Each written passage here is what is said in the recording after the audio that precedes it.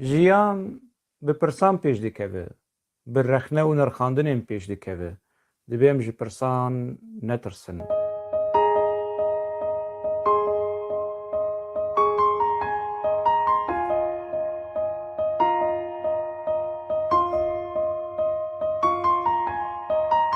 Digel hoşeng programekî heftane li ser ekranê Xanî TV'ye. Her roja sêşembê saet 8 êvarê li gorî dema Ewropa ez li benda we me, hûn jî li benda bibin.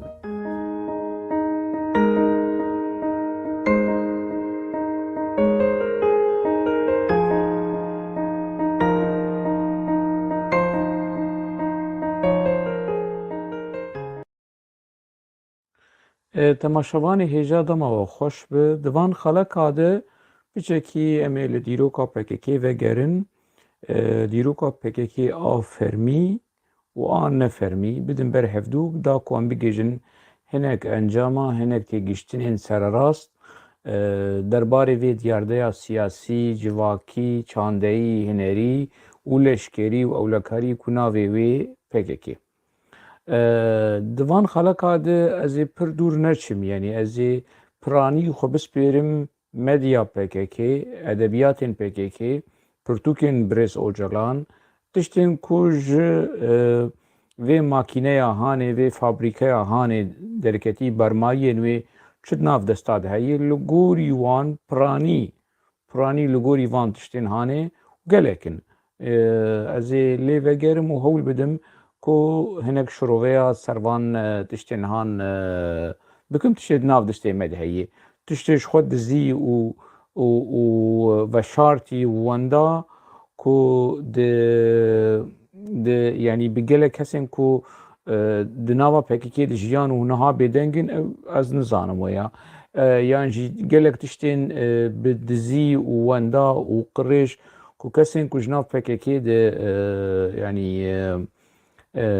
hatine tasfiyekirin û bi wan re çûyî gorê ez wê jî nizanim lê tiştê di nav desta de heye, pirtûk dibin, rojname dibin, kovar dibin, stiran dibin, tiştên hunerî dibin, daxuyanî dibin, medya di wê çarçeveya hanê de hewl bidim hinek şiroveyên bibelge, bidî komend em bi hev re parve bikin û biçek biaxivin.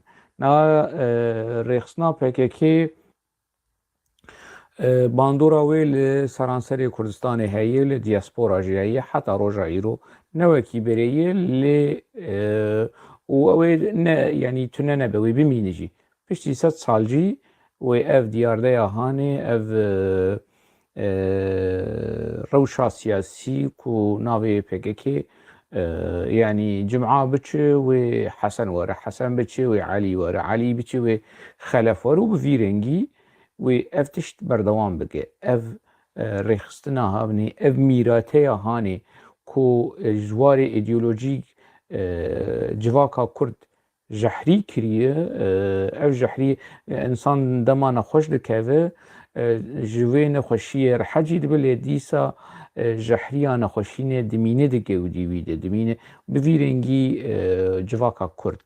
Baş rêxistina PKK li gorî edebiyat, li gorî daxuyaniyên Ocalan bigire, serkirdeyên PKK, Cemîl Vahîk wan bigire ku di salên dawiya salên heştê, destpêka salên heftê atmosfêra çepgirî di seranserê cîhanê xwedî bandorekî gelekî xurt bû her wiha di hindirê Tirkiye û Bakurê Kurdistanê. Çewatê zanîn ku derbeya eskerî a yekemîn ku salê şîstî de a duhemîn salê heftê û yekê û a sêyemîn di sala heştê de derbeya 12 Eylûlê a ewil na lê a duhemîn û sêyemîn li hemberî pêla çepgiriyê bû, yanî ku di hindirê Tirkiye de pêş diçûbû. Rêxistina PKK û Birêz Ocalan dibêjin ku berê di nava grûpên çepgir êTirk, çepê Tirk de di nav wan de cî girtibûn, têra wan nedikir, rabûn ji wan qut bûn û ji xwe re rêxistinekî din, grûpên din destpêkê navê wê Şoreşgerê Kurdistanê bû. ev tê nasîn yanî vê çarçeveya hanê tê nasîn ku çawa bandora Kemalizmê ev kesên ku di nava PKK de damezrînerên PKK helbet ji dibistanên perwerdeya Kemalîst dîtine dibistana bingehîn a navîn a seretayî peymangeh üniversite di wê çarçoveya Kemalîzm û Kemalîst ku tê de di asta herî bilind hebû. Ez behsa salê pêncî şêstî hefteyî dikim yanî heta salên heşteyî jî lê kesên damezrînerên PKK di qunaxên salên şêstî û hefteyî de û heta di salên pêncî de di wan çaxa di vê rewşa hanê de di rewşekî de ku Kemalîzm desthilatdar bû yanî digel nan û av û oksîjîna xelkê derbasî gewdên mirov dibû yanî ne tenê dwarê perwerdeya de kesek nikare ji damezrînerên PKK xwesedî sed ji Kemalîzmê bişo. Demek reh û damar û mîkrobên Kemalîzmê bi vî şêweyî di rêya damezrînerên PKK derbasî hundirê PKK bûye.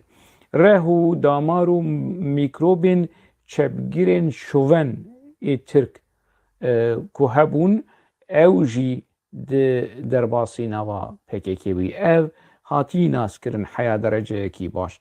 Lê tiştê ku xelkê me û entelektûelên me ê Bakurê Kurdistanê nizanin ku Partiya Be'z jî derbasî PKK bûye. Mewrûsê Partiya Be'z, mîkrob Partiya Be'z ê mîkrobê wê îdeolojî ê polîtîk ew jî derbasî di nava PKK bûye û şax û bax û rehê xwe berdayî û bûye xwedî berhem û xwedî encam. Çawa bi çi rengî Be'z heqwa se aktîv û bi rol û xwedî fêkî û encam û berhemdar bû di hundirê PKK de ez ê di vê xelekê de di vê vîdyoyê de li ser vê mijarê rawestim. Dibe ku hinek kes matmayî bimînin yanî me fêm kir Kemalîzm û çepgiriya şovena a Tirka yanî tê fêm kirin ku bi çi rengî hêdî bi şêweyekî nerm û zirav û bi dizî derbasî nava PKK bû û heta roja îro di nava PKK de xuya ye ku Birêz Öcalan piştî hat girtin got diya min Tirk e dixwazim xizmeta dewleta Tirk bikim stratîjiya PKK an niha yanî ku mere were bipîve wekî peymana sîver li ber wê pir şoreşger e. Heta peymana Lozanê jî heta kesên ku di hundirê Parlemana Tirkî de digotin wê çaxê salê 1922 digotin Tirkiye a her du milletayê a her du gelayê û sozên ku soz bin jî bi çi rengî bi ê Mustafa Kemal Atatürk ku dabû Kurda ku piştgiriya wî bikin li dijî Sultanê Osmanî ew jî gotûbîne li ber daxwazê Öcalan niha yanî daxwazên Öcalan nagên tiştekî yanî nabe tiştek li ber wan yanî hîna vana pêşdetirin yanî daxwazên Öcalan pir şûndemayî lê bi navê modernîzm bi navê demokrasî bi navê dewleta niştimanî komara demokratîk neteweya demokratîk bi van tiştên vî rengî hane û ji mafê Kurda û ji nasnameya Kurda heqwa se tenazul da dewleta Tirkî ev bi şêweyekî ji şêweya bandora Kemalîzmê pir xurt li ser kesayetiya Birêz Öcalan. Fotoyê Öcalan bînin û fotoyê Mustafa Kemal Atatürk yanî şîklî bi jî heta ji aliyê şîklî bi biriyê xwe nizanim hereketê xwe û heta di nava PKK de pir dihat gotin û niha jî tê gotin ku ata Kurd li hemberî ata Türk yanî bavê Kurda û bavê Tirka û bi vî mantiqê hane nêzîkatî û teqlîdekî bi vî mantiqê hane bi vî şêwazê hane di hundirê kesayetiya Öcalan di hundirê PKK de dihat kirin ev yanî serencama çi ye serencama hêz û rol û desthilatdariya Kemalîzmê di hundirê PKK de ev حتا dereceyekî bi pêwîstî hîna bêtir pêwîstî bi lêkolîn û vekolînê heye ku em nas bikin rêjeya kemalîzmê di hindirê PKK de çi heye. Pêve girêdayî çepgirî, çepgiriya genî, çepgiriya kufikî,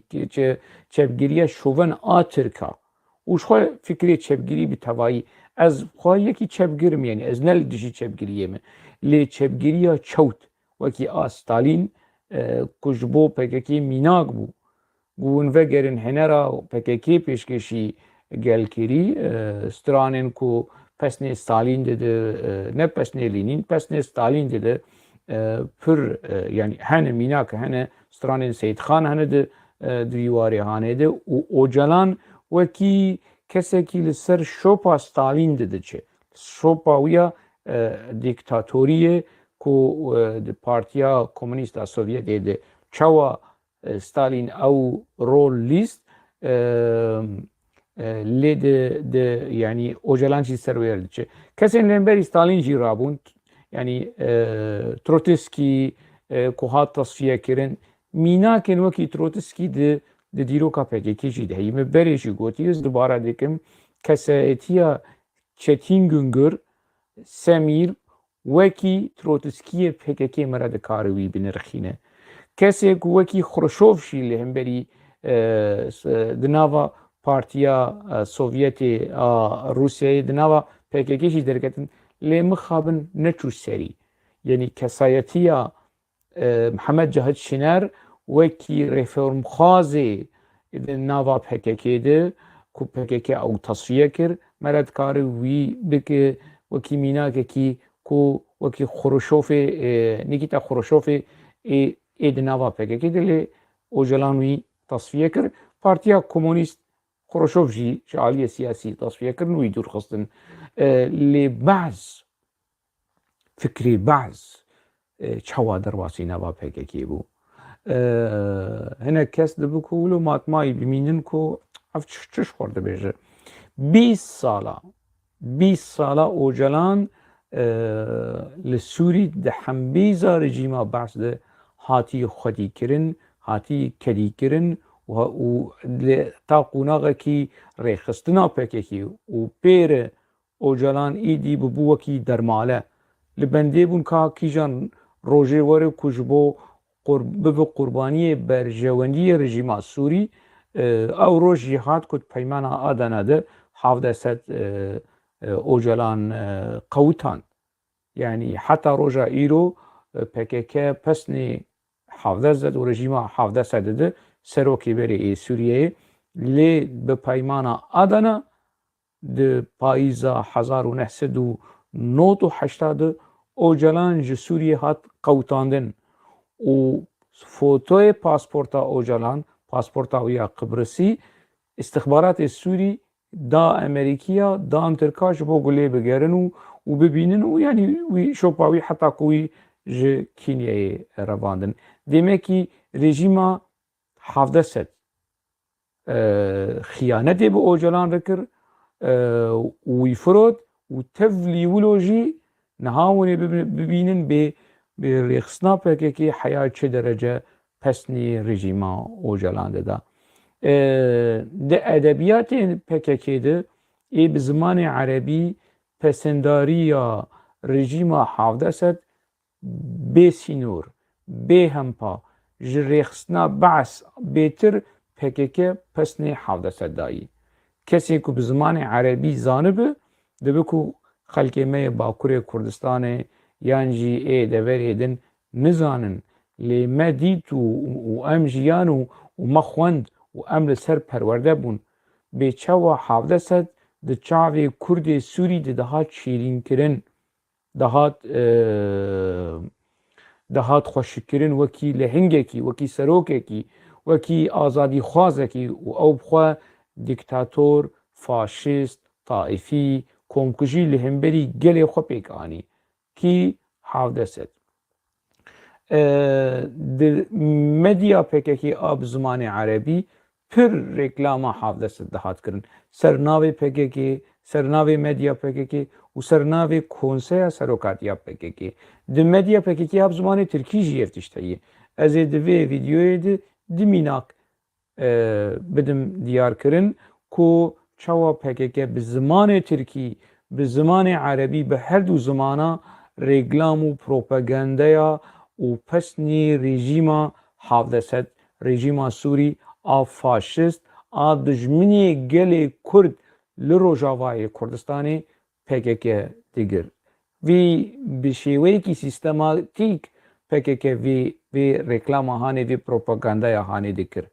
Di medya xwe bi taybet a bi zimanê Erebî ku li Libnanê, li Suûdiya Erebistan, li Sûriye, li Urdunê dihat belakirin.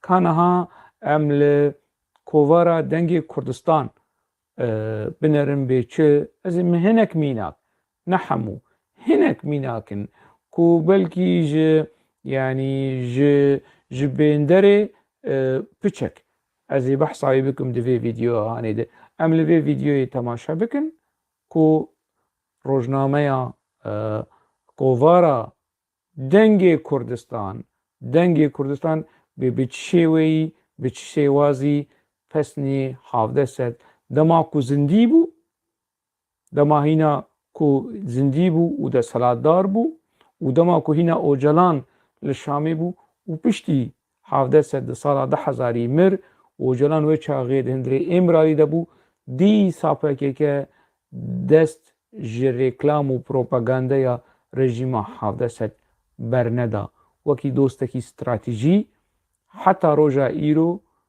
PKK bi vî çavî bi vî rengî bi vî şêwazî lê rejîma Havdesed dinere. Em li vîdyo temaşe bikin piştre vegerin. Ev kovara dengê Kurdistanê hejmara 26 Oktobera 1995 wê çaxê Ocalan hîna li Şamê bû. Ev kovar bi zimanê Erebî derdiket medya PKK a bi zimanê Erebî bû ku li Libnanê, li Suûdiya Erebistan û li Sûriyeyê dihat belavkirin. Çi li ser vê binerin li ser bergê pêşîn ê vê kovarê suretê Ocalan û Havdesed û manşêta wê ya sereke pesindarî ji bo Havdesed. Ev kengî 1995 ku Ocalan wê çaxê li Şamê bû. Çi dibêje manşet dibe serokatiya Esed serokatiyekî niştimanî ye û rizgarî xwaz e û gelek aliyê wên îdeolojîk û civakî û stratejî heye. Di gel wê manşetekî wê din heye li ser bergê wê vê kovarê di tê bîra we di 1995 de di meha tebaxê de 26 tebaxê de PKK êrişî pedekê kir û êrişa xwe navê wê kir Pazê tebaxa duwemîn li kur li Başûrê Kurdistanê. Pazê tebaxa yekemîn li Bakurê Kurdistanê bû, pazê tebaxa duwemîn li hemberî PKK li hemberî Kurda li hemberî Başûrê Kurdistanê bû. Îja PKK vê mesela hanê bi çawa şûrû vedike dibêje wê çaxê li Dublin li Îrlanda danûstendinên di navbera PKK û yenekê hebû. Danûstendinê li hevhatinê ku şerê navxweyî, şerê birakujiyê bi dawî bê, PKK dibêje ev êrişa wan, êrişa PKK a pazê tebaxa duwemîn komploya Dublinê têk bir sîleyekî xurt li planê Washington û Ankara û Barzanî lê xist li kur li Kurdistana Başûr. Demekî êrişa PKK li ser PKK wekî êrişa li ser danûstendinên di navbera PKK û yenekê de li Dublinê wê çaxê li dar ketibû PKK bi vî rengî êrişa xwe dinirxîne û ev yê manşet li ser bergê pêşîn ê kovara dengê Kurdistan. Fermo xelkê me yê Bakurê Kurdistanê بره ببینن عجیبه کو پککی کریه تشتی کود مدیا پککی عربی های وانجه تنه چوا کو خلک می روجاوای کردستانی و خلک می باشور کردستانی نزانن به چه قبحت سرخابون دو کووارا ناوندی روشنامه یا ناوندی یا پککی ده خلک می باکور کردستانی ایب زمان عربی نزانن به پککی ده مدیا خویا زمان عربی چید بیجه و چه قبحت کریه فرمو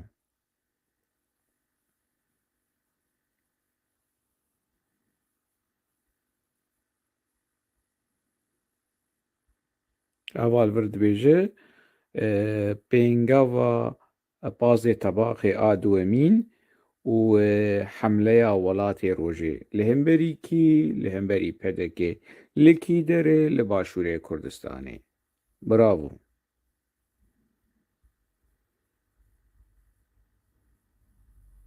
کرم کن وای aha ببرز اوجلان چل سر حافظه سد گوتیه به چی پسنی حافظه سده برز اوجلان سروک گلی کرد پسنداری دجمنی گلی کرد لروجاوای کردستانی حافظه سد پسنداری ویه به چه پسنداری برانبری حافظه سده که و نزانن خلک می باکوره کردستان به نزانن به اوجلان ببوکی مطربکی چوا اف مطربه لپسن سروک عشیره و سر پسن آغایا و بگاد دان بویرنگی اوجلان جمطربکی خرابتر پسن حافظه سده فرمو اف کنگی 1905 دعینی کووارده دعینی هجمارده فرمو بنرن به چه ایریشن ولو بزمانه کی قریج ایریشی رحمتی ملا مصطفی بارزانی سروکی کویکی سروکین کردا ایدیروکی کو باندورا ویل باکوری کردستانی جی هبو هر شهر آلیه کردستانی هبو PKK دنگی کردستان ده çawa pesnê havde sedide yekî faşîst yekî dîktator û li vir êrişî Mele Mustefayê Barzanî serokê Kurd ê Nemir bi çi manşetî xıyaneta dîrokî di Kurdistana Başûr de ji dema Mele Mustefayê Barzanî a kerem bikin tevgera azadiye tevgera rezgariye bi vî rengî nêzîkî dijminê Kurda dibe wekî dostê stratejî ji bo xwe dibîne û êrişî serokê Kurda dike û partiyê Kurda dike wekî dijminê stratejî ji xwe re dibîne ev di medya PKK a bi zimanê erebî دعینی کوباره ده دعینی هجماره ده فرمو و قبحتا هانه ببینن و سوسرتا هانه ببینن ببونه یا انقلاب حافظه سد داربه یا که حافظه سد که سالا 1907 چه کروهات سرو کومار سوریه خز زندانه و حوال خوی بعثی خز زندانه و بزوره به دربه عسکری ده سلاداری خز دسته خواه PKK di dengê Kurdistan de pîrozbahî dişîne fermo bi manşêt binerin çi dibe bi boneya derbasbûna 25 sala li ser hereketa a mezin a gewre a Havdesed ew hereketî çi bû darbeya wî ya eskerî wekî ku yek were pesnê Kenanêviren û darbeya 12 Eylûlê bide kerem bikin ev kovara tevgera azadiye ye tevgera Kurdistana serbixwe û dixwast azad rojekî ji roja dixwast fermo lê binerin ev dengê Kurdistan e ev rojnameya PKK'yê kovara PKK'yê medya PKK a bi zimanê erebî em gelê Sûrî pîroz dikin و gelê Sûrî ê bira bi vê boneya amezin û em ji gelê Sûrî re hîna bêtir pêş veçûn û serkeftinan dixwazin, di bin siya serokatiya dîrokî a zaniyar a hêja a birêz Havdesed. Fermo.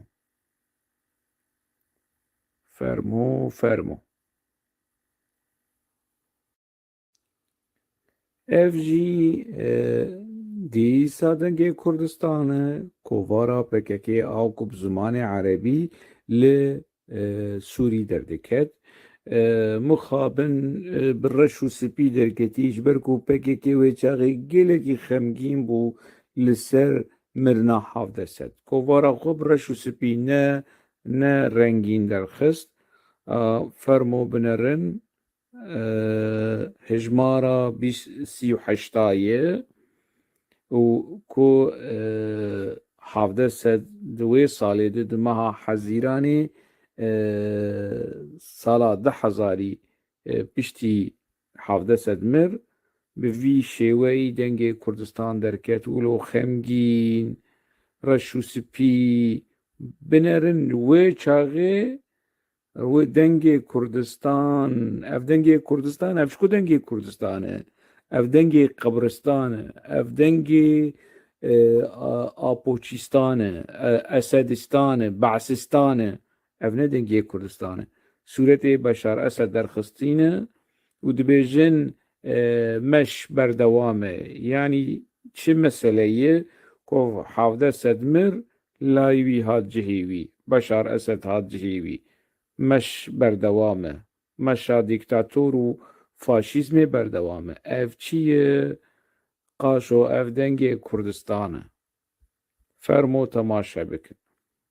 Ev jî wê çaxê hevpeyvîna Ocalan bi ebûqatê xwe re bi parêzerê xwe re 14 Hezîrana 10,000.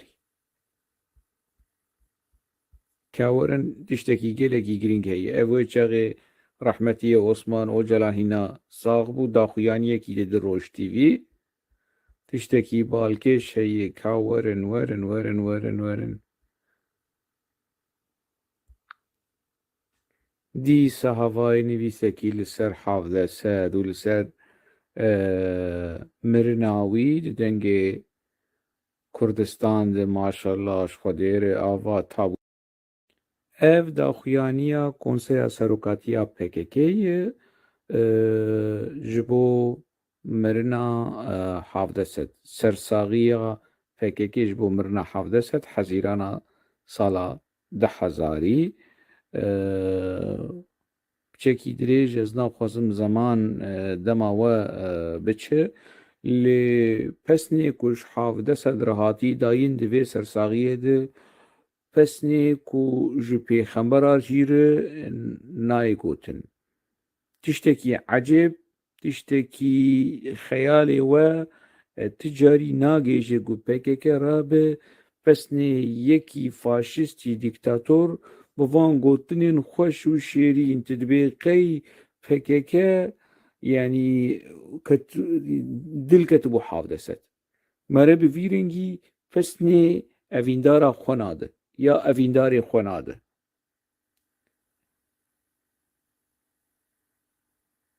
Qey wê carekî were ez ê wergerînim zimanê Kurdî ji bo ku gelê me yê Bakurê Kurdistanê, entelektuelê me yê Bakurê Kurdistanê bênaz bikin partiya wan bê çi pesindarê Havdesed bû.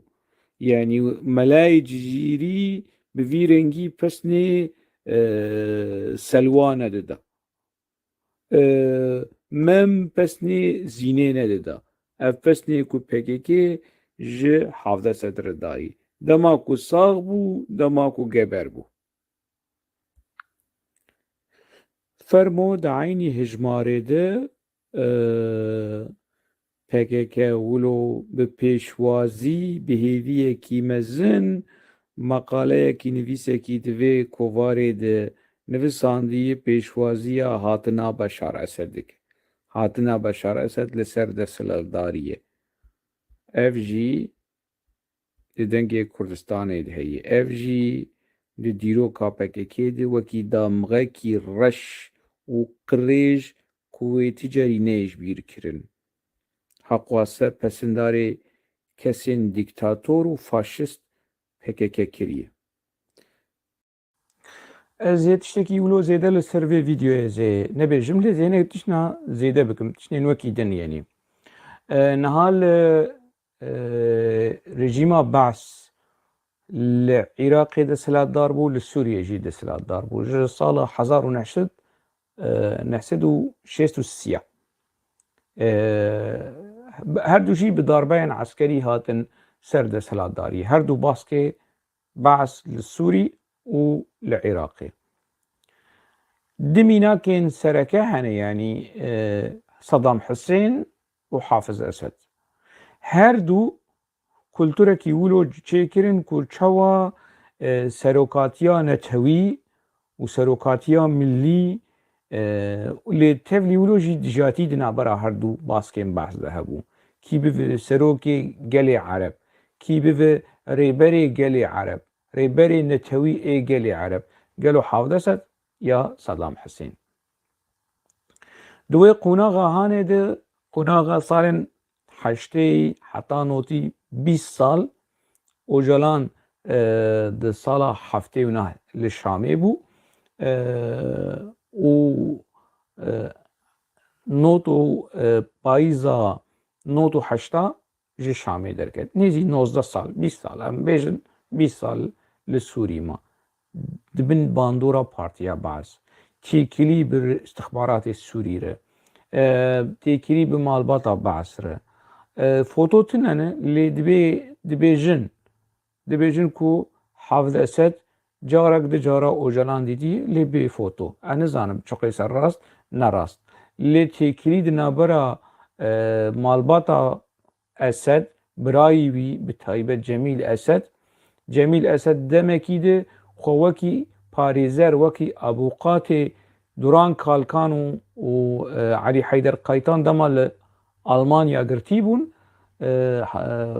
جمیل اسد خوکی پاریزر ایوان دا دیار کرن نویسین جمیل اسد ده وی کووارا هانه هی دنگی کردستان جمیل اسد ده دنگی کردستان ده چدکه حافظ اسد ده دنگی کردستان ده چدکه گلو پکیکه وی چاقش خو ند برسی گلی کرد لروجاوای کردستان بی ناسنامه بی ماف بی جیان بی و نتشتک چاوا اوی حافظ اسد به دوست اوجلان دوست پکیکی دوست گلی کرد لباکوری کردستانی و دجمنی گلی کرد دهندری سوریه ده و دهندری روجاوای کردستانی افرش خونت کرن طالبانی جی اف مال بو طالبانی جلال طالبانی جی کو دستک جه رژیما حافظ اسد وردگت و پر پسند دا لی کسی کی وکی پکیکی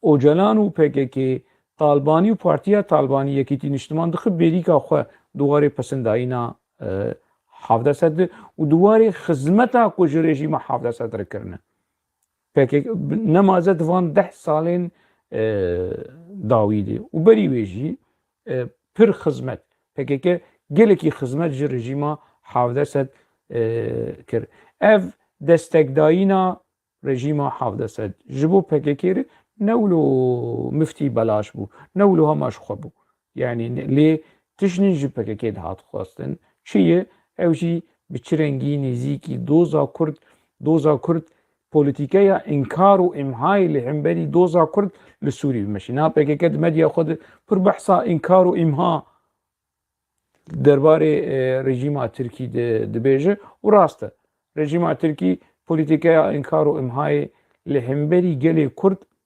لباکوری کردستانی لتوایی کردستانی دولت ترک في اشتهاني بيك اني لي PKK لحنبري گلي كرد لسوري بوليتيكايا امها وانكاري سد بيك اني اسيش ورمينا كابيشن اوانا بچرنگي بون اوانا دا خوازن رژيما سوري بون je PKK دهاوینا 1996 اوجلان لشامê bû.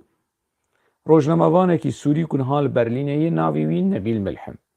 Roman nivîse rojnamevan kesayetiyekî çepgir e. Reportajekî dirêj bi ocelan re dike wekî reportajê Yelçîn Küçük. Behsa rejîma Sûrî dike, behsa rewşa PKK dike û zaroktiya ocelan heft roj bi apor in. Bû pirtûk û bela bû. Tê de ocelan pir pesnê 1700 û rejîma 1700 dide. Rejîma Beas li Sûrî dide. Pesnê rejîma Îranê jî dide. Xweziya ji mala Xwedê re ew pirtûk were wergerandin zimanê Tirkî ji bo xelkê me yê Bakurê Kurdistanê ku bibînin bê ocelan serokê me yê Netewî, serokê me yê Newewî bê çi pesindanê dide 1700 ji mitir bû aşiqa bêtir. Ku evê ku daweta de pesnê axa û bega didin, ocelan jê bêtir pesnê 1700 dida. Duê pirtûka hanê de. Lê dîsa ev jî xemnak e, pesn dide xemnak e. Wê çaxê PKK digot taktîk heva. Stratejî tiştê de dila de ye. Ev taktîk e. Ocalan di wê hevpeyvînê de çi dibêje? Ocalan vegerin li wê pirtûka hanê de dibêje Kurdistan li Sûrî tune. Gelê Kurd li Sûrî tune. Gelê Kurd wek gelekî esîl li Sûrî tune. Hemû koçberên ji Bakurê Kurdistanê hatine û em vî gelê ku ji Bakurê Kurdistanê koçberî bin xetê koçberî Sûrî bûye, Kurdistana Sûrî bûye, em ê wan vegerînin dîsa Bakur. Em ê wan dîsa vegerînin wê tiştê ku navê wî Kurdistana Sûrî ji xwe tune ye. Doza Kurd li Sûrî ji xwe tune ye. Ev sê tişt înkarkirina Kurdistana Sûrî weke coğrafya, înkarkirina gelê Kurd li Sûrî weke demografî, înkarkirina doza Kurd li Sûrî sê tişt PKK û bi ser navê ocalan di wê hevpeyvîna hanê ev tişt bi belge, ev tişt bûyî pirtûk bela bûye û belkî hûn nizanin. û gelek kes belkî hinek kes dizanin hinek kes nizanin. Bûyî pirtûk û bi zimanê erebî bela bûye. Çapek û diçap. Ocalan wê çaxê di 96 de li Şamê di himbêza rejîma 1700 de polîtîkeya inkar û imhayê li hemberî gelê Kurd, Kurdistana Rojava dibêjin Rojava û ava çema diçike. Nabêjin ku di wan salên 95 de 96 de çi li ser Rojava digotin. Niha navê wê nema dibêjin Rojava jî, dibêjin Bakurê Sûriyeyê. Wekî çawa Kuzey Îrak, Kuzey Sûriye. Nema dibêjin Kurdistana Sûrî, nema dibêjin Rojava, nema dibêjin Başûrê Biçûk. Li medya PKK vegerin û nêvan tiştêhan pir bibînin. Polîtîkeya inkar û imhayê ne ji ber xwe, ne wilo rehet. Partiya Beas, bandora Beas, desthilatdariya Beas ji PKK dixwest, PKK jî digot ez xulam, ez benî, wek te. û wekî polîtîkeya Beas pêk dianî. Ev yek. Di do gelek kadro ên salên 84-85 di zankoyên Sûrî de, di üniversiteyên Sûrî de ku tevlî PKK bûn, em xwe dema mednava PKK di me kar kir, em di dibistanên Beas de mezin bûne. Em bixwazin nexwazin fikrê Beas, bîr û boçûnê Beas derbasî mejiyê me bûye. Yani em çi qeyse me xweparast jî, manasname xweparast, lê ew bandor li ser me ma. Ev fikrê Beas, îdeolojiya Beas, mîkrobê Beas ne tenê dwarê kontakta ocalan dîrekt bi rejîma Beas re û istixbaratê Beas re na, direya kadroyên PKK ê Sûriyelî ku tevlî PKK bûn. Ku gelek jê dev ji PKK berdan û niha jî genek jî hîna di nava PKK den wekî Bahos Erdal û ên wekî yenî. ev jî bandor li PKK kir. Çawa bandor li PKK kir? Min di nava Kurdê me Bakur de ev şiar û ev slogan, ev duruşmeya bixwîn bi can em bi tera Ocalan ev tunebû. Net salê heşteyî de, net salê notî de tunebû. Eger ana hinek Bakurî vê tiştê hanê dibêjin ev ji kultura Baş hatiye. Ne kultura Kemalîzmê jî vê tiştê hanê nabêje.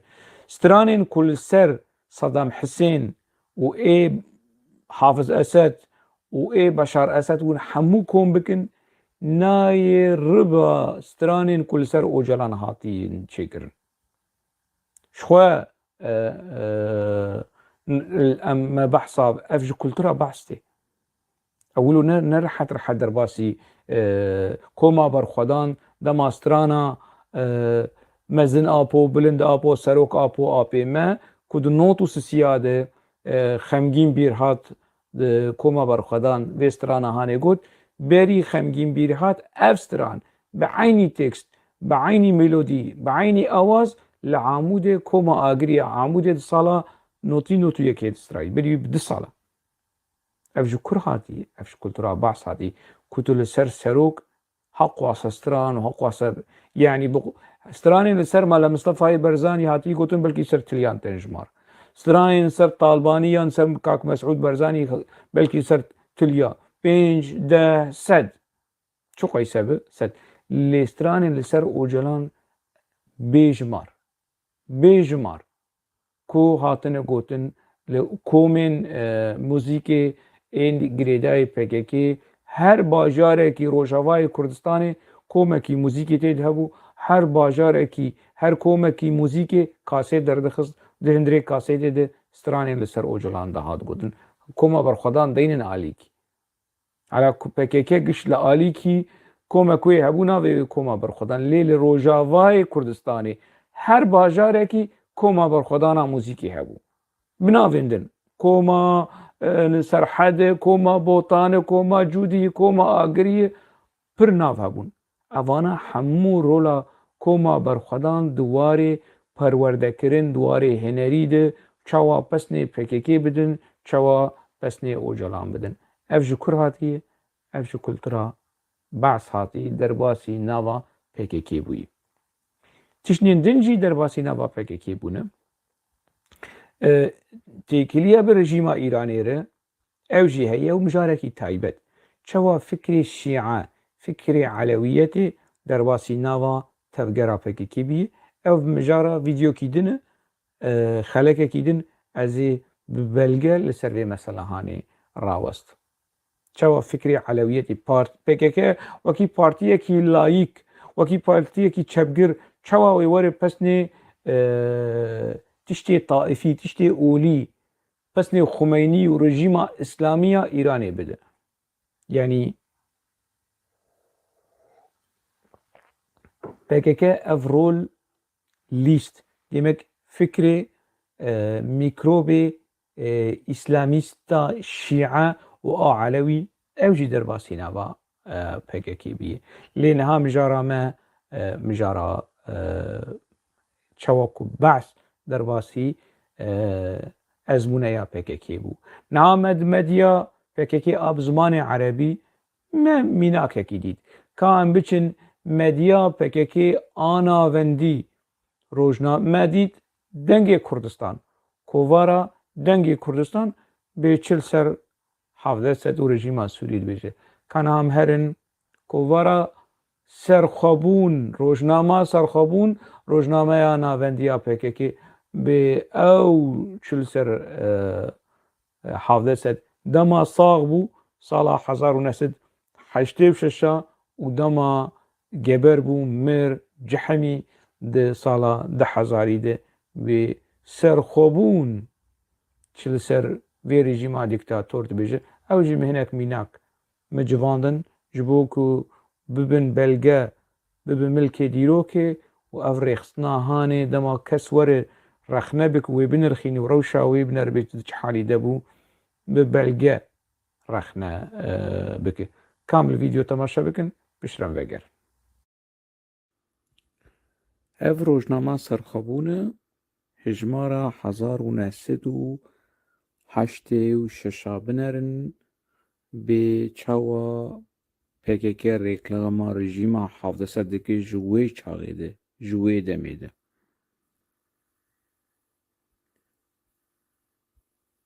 بنرن Aralık Rupela 11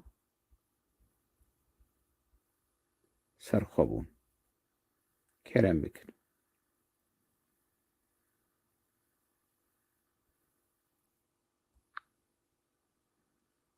Ev jî serxwebûne manşêta wê binerin bi çi rengî pesnê rejîma dîktatûr faşîst Hafiz Esedê de.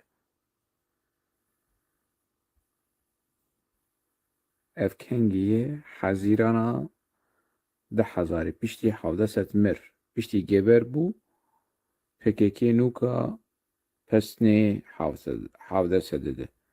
Ev Rûpela 11 hezîrana 10,000 rojnameya serxwebûn. Fermo ev jî rojnameya serxwebûn e.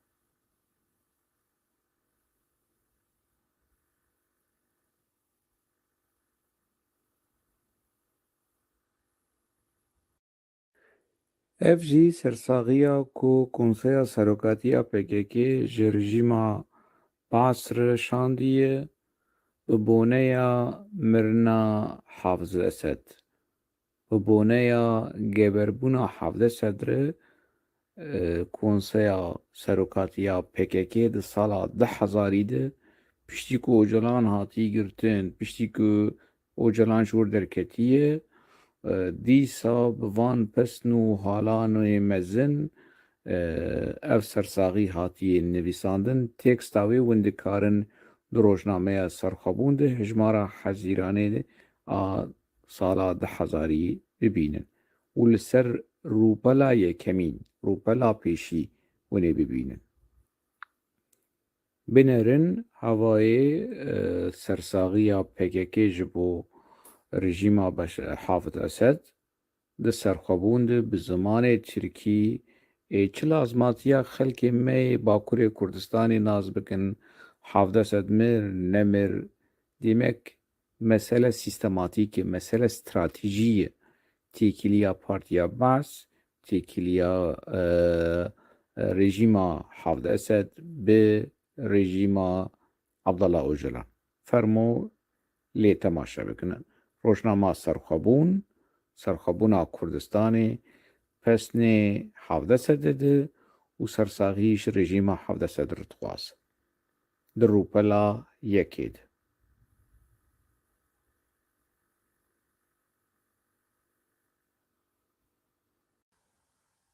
Wedî bi şêweyekî sîstematîk pesendayîn û rêklama rejîma Baş.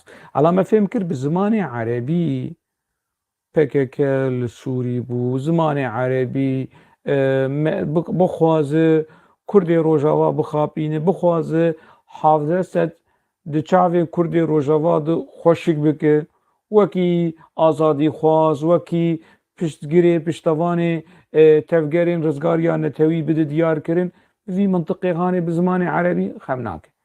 Baş e.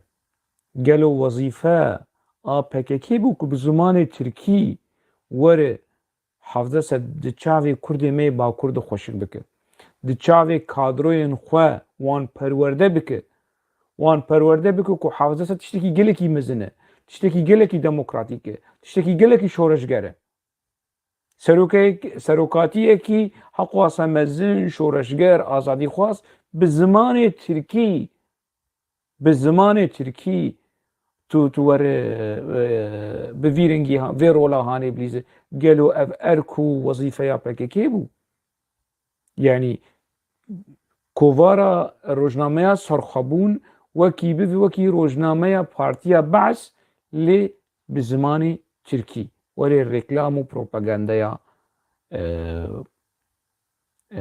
PKK yani ji rejîma Baş re bike. Ev yani dikeve kîjan eqlen ha entelektûlê PKK و کسی کو دناوا PKK کی دکاره بهانه اش مثلا رو ببینه نه اوجلان دما او پرتوکا بنبیل ملحم کوم بحثاوی کری درکات يعني دبيجي كردستان سوري تنا دوزا كرد لسوري تنا وكرد لسوري تنا اف كردين لسوري يعني حمو بنابرن مهاجرن كوجبرن جباكور هاتنا لواندي سافاگرين باكور اف دلغوري قانوني نافنتوي جينوسايد كنت ملتك يجيحكي راكت ويبشيني جيحكي دن ابو لغوري زاغونا نافنتوي تاوانكي شر PKK وی تشتیخان جی کرد. بدوی اوجلان بدوی وی دوی هفیوین هانه ده بی بلگه هاتی دوکومنت کرن هاتی بلاف کرن.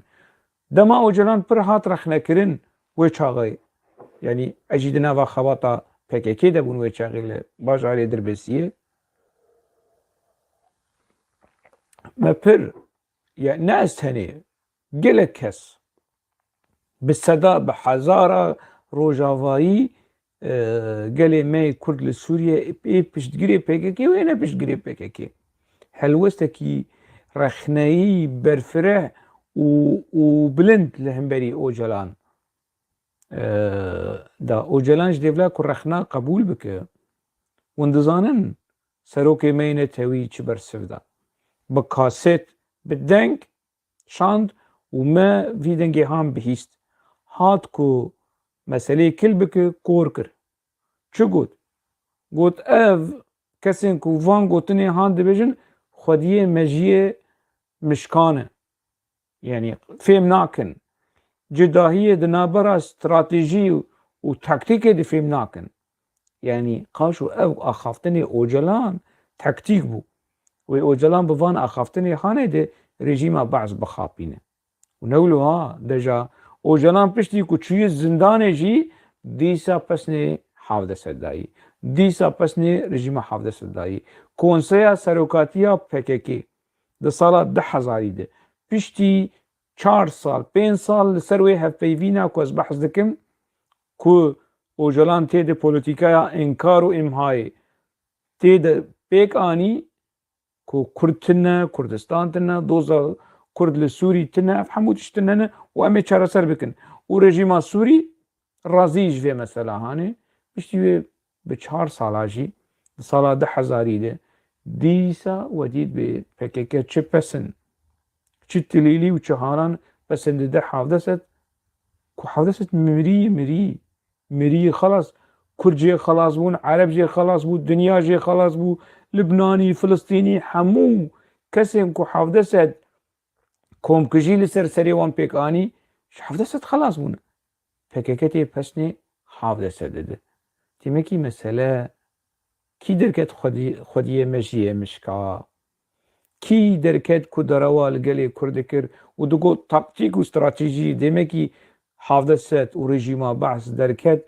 دوست استراتيجية PKK ديمكي او قوتنا عبد الله اوجلان جي نبيل ملحمرد وي برتوكا هاني دي دركت قرتنكي راست واستراتيجي وحتى روجا ايرو حافظت و PKK پسني وكدا سروكاتيه كو چه كدا سروكاتيه تيكلين استخباراتي تيكلين كو رژيما بحث واستخبارات سوري پشگیری ددان PKK للبناني وللسوري لدجي كرد السوري ولدجي كرد باشوري كردستاني پشگیری ددان اوجلان دبيجن كدا سروكاتيه و سروكاتي كلها فتح كربو للشامي يعني اوجلان ويچاغي جبو گبر سوي بده بتوازن بمنطقه سروكا چو گوت قبول کرنا رخنه چو گوت کسی کوفان گوتنی هان دیویژن خودیه مجیه مشکانه و ایوی ماشالله خودیر محمد صلوات مجیوی مجیه يعني هم چی بیژن فیلسوفا بو گاماسی بو چه بو دوی دمید برز سروکی می مزن سروکی می گوره عبد الله اوجلان كو بشتي دي امرالي جيده ديسا بسني رژیما حافظ داده اف پولیتیکای هانه پککل روجاوای کردستان پیکانی نهاجی بناوی روجاوا نمایی یعنی پککی هم داگر کریه روجاوا اف مجارکی دینه امل سروی با آخبن نها دریا ستران آده اگر ون دیروکا کما برخوادان وگرن یعنی همه دفش هر تشتی بردن دفش دنگی کردستان جی بردن دفش سرخابون جی بردن ستران نورمالی کد چه دکه مالا د دعوتا د تید گوتن د جواتا د تید گوتن د بیرانی نو سالوگرات گوتن ستران دواره هنریده چوا منطق بعث میکروب بعث در باسی PKK بو و PKK هنرکی بعثی به زمان کردی کو پسنی حافظت ناده لی پسنی کسایتیه کی وکی حافظت ده پسنی صدام حسین ناده پسنی کسایتیه کی وک صدام حسین ده که عملوی یعنی نهاون لدیروکا کما ارشیفا کما برخودان وگرن ونه ببینن کاسیتین عول هینا جدما کما نشتمان کاسیتین عول و دو و سه و چار و پنج تد بحثا اوجلان تيد نايكرن ستران لسر اوجلان نايداين حتى حشتي وششا حتى حشتي وحفتا ستران لسر اوجلان تيد سترانكي تايبت جسري حياة داوي لسر اوجلان تنة كي كردي باكر علمان كل سر اوجلان دسمالا بهجين وسترانا او بكن كردي روجاوا بن باندورا فكري بعض ده بویرنگی هنرا شورشگری ولات پاریزی آکو پسنی اوجلان ده که خوده و پیغمبر و حموتشت اف جو کر هاتیه جو فکر بعث هاتیه و کرد می روش آوا وی قنجیه هانه وی تشتی طبعا دم قنجیه بقرف و حنک ده بیجم قنجی وی تشتی گلکی باش کو بری یعنی رزه منت رزبو ترزیجی لیخست فکر که بری کمالیست و چپگیریه شوون تیده بو و شو کرده ما ای روژاوا ای بنخطی نحمو ای دناوا فکر که ده فکر بعضی منطق بعض شیوه پسندائینا بعضی سروکار در باسینا با فکر که کرن کامل به پرچه هانه گهدار بکن و ام دیسا بگرن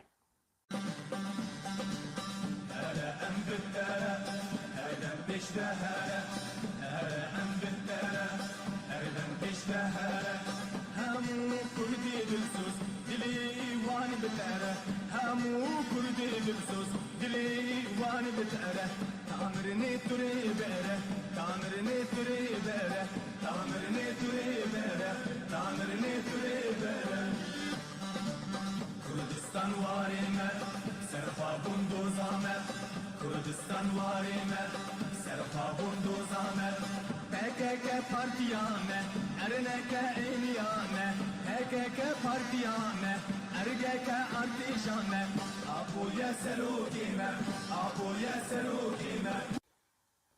خودیه و سترانه خود عمری درش که دبقی حتی روژا ایرو هنا زندی جمال تیرش باوی وی رحمتی سیدای تیرش هلبستوان گوره و ناسکری دواره هلبست و ویجایا کردیده جمال دناوا مالباتا خود تنی او آبو چی بو و دنگی وی نورمال یعنی نه دنگی کو مره یعنی دواره هنریده آستا هنریده دنگی وی گوریه وی نورمال یعنی نه وک خلیل خمگی نه وک هنرمندین دنی کما برخودان وکی دیار وکی یعنی نه دنگی وی نورماله یکمین کس سترانه کی دناوا کما برخودان ده لسر اوجلان سترا یکی جروجاوا جمال تیرش انا سید خان جاره کی تنی بحث کرد یعنی دوسترانا ستالین دگوت سلاح و سلاح بحثا سروک آپو تید در باست ده او ده 85 ده بود 86 ده بود کاسته کی سید خان بویرنگی درکت لسترانه کی جعول حیا داوی here em bitere her dem pêş ve here hemû Kurdê dilsoz dilê wan bitere. Ta mirinê tu rêbere. Ev vî rengê hanê, bi vî şêweyê hanê Cemalê Tîrêz pesnê Ocalan da. Ta mirinê tu rêbere. û çi jî vegerin vê têk sahanê bê çi pesnê dide Ocalan, ev kengî bû, ev di sala heştê û nehê de. Li gorî û di vîdeo jî dewînê bibînin ku hejmara hefta kasêta hefta a Koma Berxwedan di sala 1980 yekemîn car stranekî ji hewil heya dawî behsa Ocalan dikir.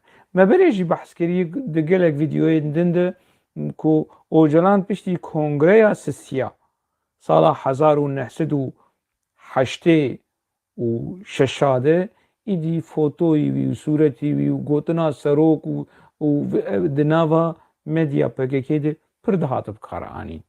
Di dengê Kurdistan de, di rojnama serxwebûn de hejmarên serxwebûn ê heştê û sisê, ê heştê û du, ê heştê û çar jî vegerin hûn ê pir kêm fotoyê Ocalan tê de bibînin.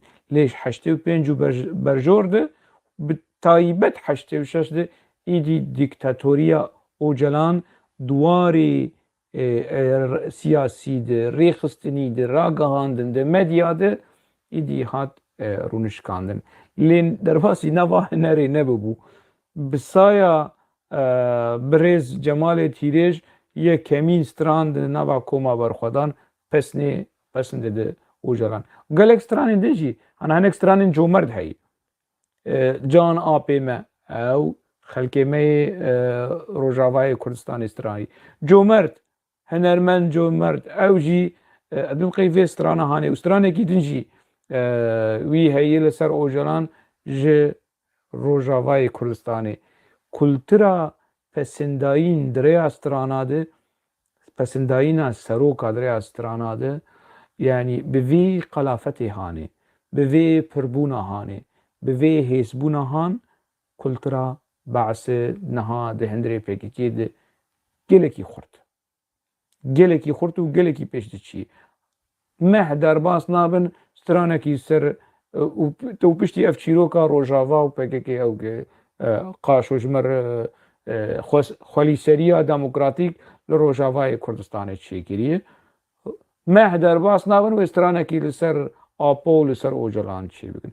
û behsa qehremanîya wî û pesindaniya heqasê pesnê qehremaniyê didin. Ez nizanim bi çi qehremanî kiriye. Yani niha ê di nava PKK dizanin. Di nava PKK din ku Ocalan roşkî roja fîşekek neteqandî. Ocalan ne dwêrî here kongrê çara. Ocalan ne 1990 û notî 1990 civîna Bingolê, civîna Entabê 1979 Ocalan tê de hazir nebû. Dema kadroyên PKK, serkirdayetiya PKK navê PKK hilbijart. Navê PKK hilbijart Ocalan ne di hundirê civînê de bû. Dema Ferhat Kortay pêşniyaza navê PKK da civîna Entabê Ocalan nehazir bû. û hemû tiş niha bîye. Ocalan gelê Kurd çêkir, Ocalan PKK çêkir, Ocalan hemû tiş çêkir, Ocalan jî jiyana xwe yani ji gelek tiştan mehrûm bû. Malbatekî xizan, feqîr, kedkar li Urfa û niha yani gundê wî herêma Urfa hat li Şamê bû imperator û bû sultan û bû xwedî qesr û xwedî qonax û çîrok û çîrvanokê Ocalan pir nemê li ser biaxivin. Yani jiyanekî vî rengî lê û niha jî we dît zindana wî a li Êmralî bi çi şêwazî, bi çi şêweyî, bi çi şiklî û zindanê Xeyrî Durmuş, Kemal Pîr, Mazlûm Doğan, Ferhat Kortay û hemû serkirdeyên PKK di salê heştê, heştê û yek, heştê û du heya salê notî bi çi şêwazî ye. Demek PKK wilo rêxistinekî ev dogmatîzma di nava PKK de ne dogmatîzmekî wilo safî ye. Yani PKK ji gelek tiştan mehrum bû. Malbatekî xizan, feqîr, kedkar li Îmralî beşekî Kemalizme, beşekî sosyal şövenine, beşekî partiya Bahse, beşekî Xumeyniizme ku ez ê behsa wê jî bikim, fikrê Şîa û fikrê Elewiyetê çawa derbasî nava partiyekî wekî partiya PKK ku ji xwe re dibêje qaşo, şoreşger, çepgir, layîk. Ez bi vê axaftinê dawî li vê